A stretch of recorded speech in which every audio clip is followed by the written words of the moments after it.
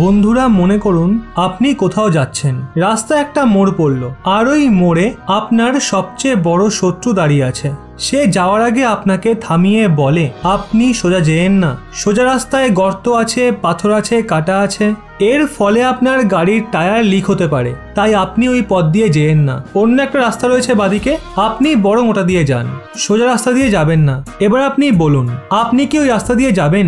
সে আপনার এমন একজন শত্রু যে প্রতি মুহূর্তে আপনার ক্ষতি চায়, নাকি আপনি সোজা রাস্তা ধরেই যাবেন যেখান থেকে সে আপনাকে যেতে মানা করেছে? এর উত্তর আপনি আগে কমেন্টে জানিয়ে দিন। এবার হয়তো আপনি ভাবছেন যে হঠাৎ এরকম ধরনের কথা কেন বললাম।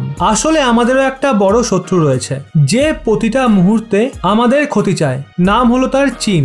আর সে আমাদের একটা উপদেশ দিয়েছে, আর সেই উপদেশ বিচার করতে হবে ভারতকে।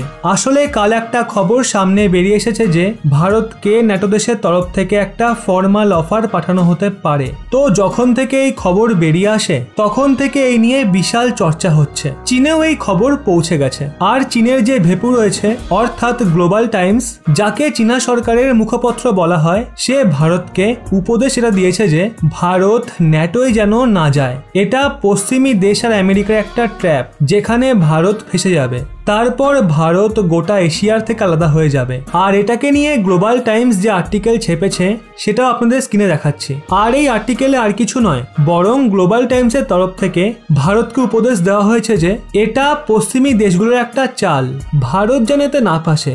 ভারত এখানে চীনের সাথে কোলাবোরেশন করুক, অদূর ভবিষ্যতে এশিয়াতে প্রসপারিটি ইত্যাদি বাড়াক, এরকম বিভিন্ন ধরনের উপদেশ ভারতকে দেওয়া হয়েছে। এবার এই উপদেশের ওপর বিচার ভারতকে করতে হবে, কারণ এই বছরের শেষ পর্যন্ত ভীষণই বেশি স্ট্রং রিয়াকশন মিলছে পশ্চিমী দেশগুলোর তরফ থেকে। ভারতকে এই বছরের শেষে ন্যাটোর পক্ষ থেকে ফর্মাল অফার পাঠানো হবে।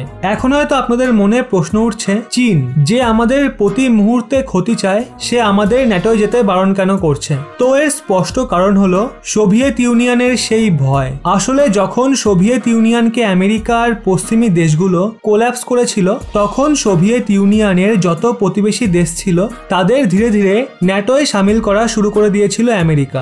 এর ফলস্বরূপ যেই সোভিয়েত ইউনিয়ন তাদের প্রতিবেশীদের জ্বালাতন করত, ওখান থেকে জমি দখলের পরিকল্পনা করত, সেটা বন্ধ হয়ে গেছিল। কারণ এর ফলে কি হয়, ন্যাটো দেশে সামিল হওয়ার পর আর্টিকেল 5 লাগু হয়ে যায়। যদি আপনি একটা ছোট্ট দেশের ওপরও কোনো রকম হামলা করেন, কোনো রকম ছক কষেন, তাহলে তাকে বাঁচানোর জন্য বাকি সমস্ত দেশ চলে আসবে, যার মধ্যে আমেরিকা রয়েছে, ব্রিটেন রয়েছে, এমনকি পুরো ইউরোপ রয়েছে। তো এক্ষেত্রে সোভিয়েত ইউনিয়নকে কন্টেন করার জন্য ন্যাটোর একটা বিশাল বড় ভূমিকা ছিল। তাই এবার এক্ষেত্রে যদি ন্যাটোর এন্ট্রি ভারতের মাধ্যমে এশিয়ায় হয়ে যায়, তাহলে চীনেরও ওই হালই হবে যেটা কখনো সোভিয়েত ইউনিয়নের হয়েছিল।